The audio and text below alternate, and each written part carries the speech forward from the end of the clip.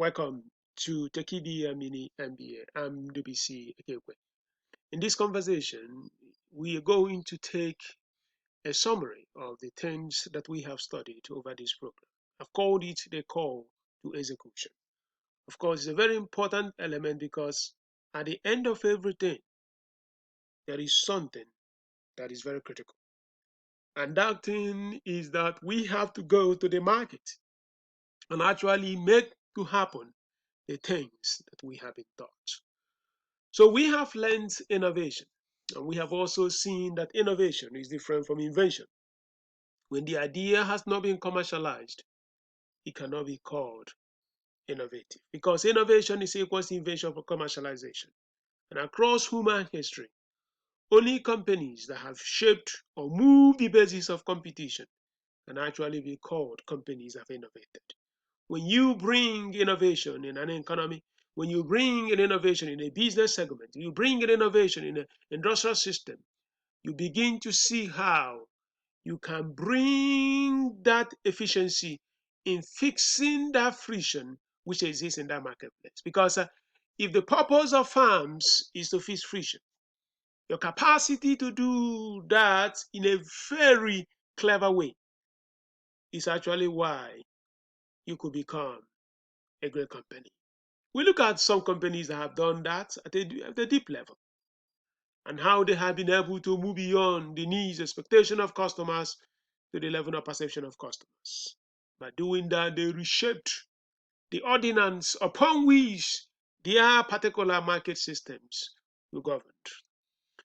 So we know that as we innovate, we do not just have to be fixated on technology innovation. There are innovations in business models. Most companies have won as a result of changes or redesigns in their business models. You could have the best engineering. If you do not have the right business model, you will struggle. We look at the case of Microsoft, how a new CEO came into that company using largely the same products, the same technology, and now generated massive value in the stock market. That is what is called innovation in your business model. It means that your business model is growing critical.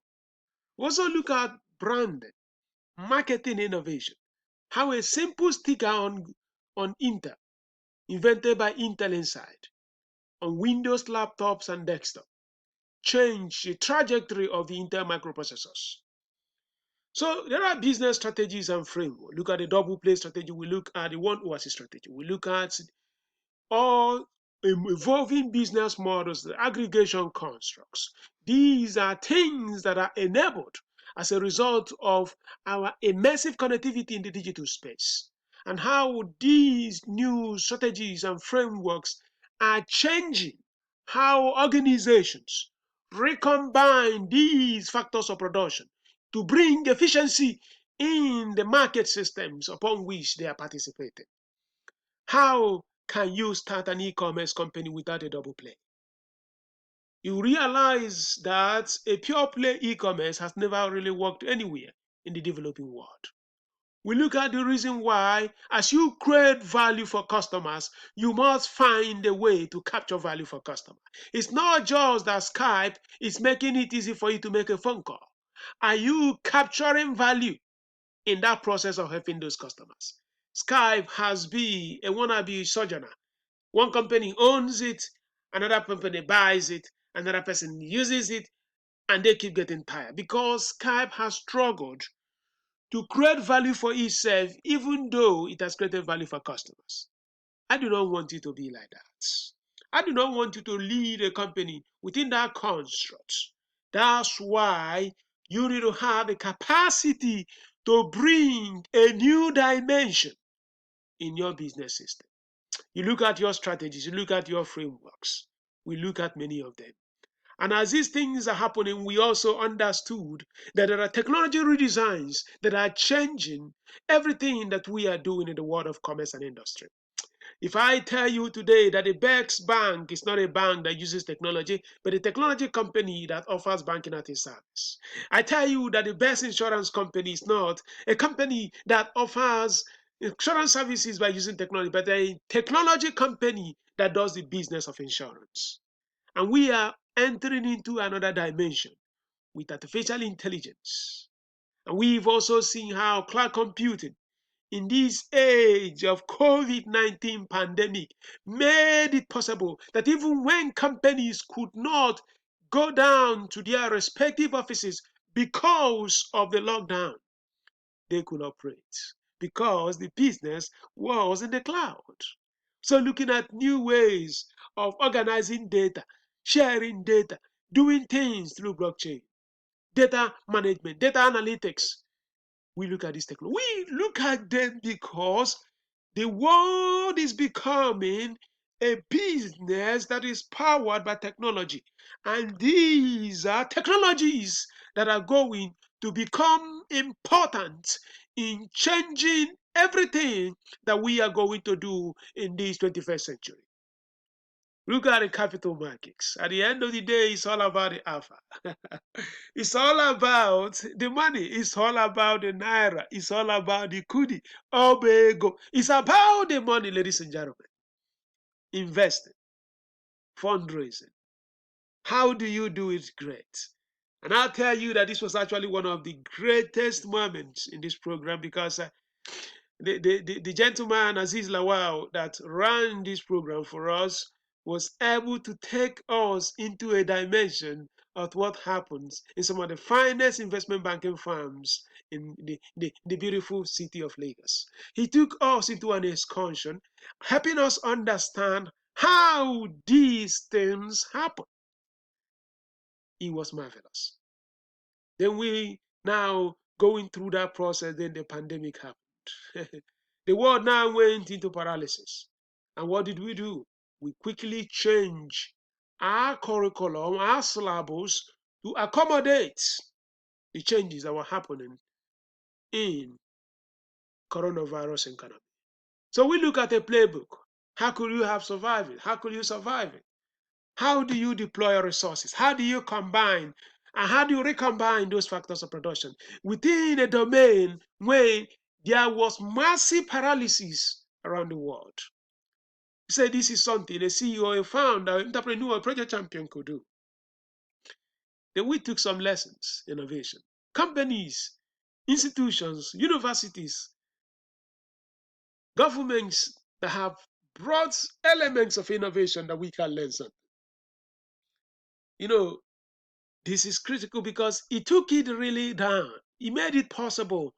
Looking at companies that we are aware, companies that we know, how they have helped us in for us to appreciate how innovation, setting up a new basis of competition, can bring leverageable factors, changing the ordinance of business system, and giving companies the moment they deserve in the marketplace.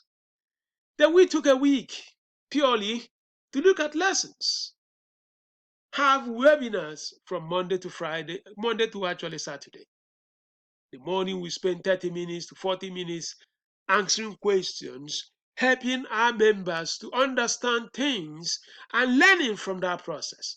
This was a discovery process. This was co-learning environment. It was great. And we also went into the synthesis and the simulation of markets. If markets are saturated, can you go and create a new one? One of the finest novelists ever lived, Chinua Achebe, said, if you do not like that story, go and write your own. If you come into that market and that market is congested, they call it the red ocean strategy. Call it the chicken hen bed strategy. Can you go down to the blue ocean and get something? How do you stimulate a new market that never existed? How did they make it possible that people were eating Indomie noodles? Whereas about 40 years ago, you could not even mention noodles. There was no noodles in the food journals and literature in most parts of Africa. But some people brought it, and today it's a very fascinating thing in the continent. They stimulated demand. They built it from scratch that most parts of West Africa now, we are having indominations. Noodles nation. Noodles nation. Stimulating demand, building a synthesis of a new market from scratch, making it possible that customers can see and begin to enjoy. You have your own customer.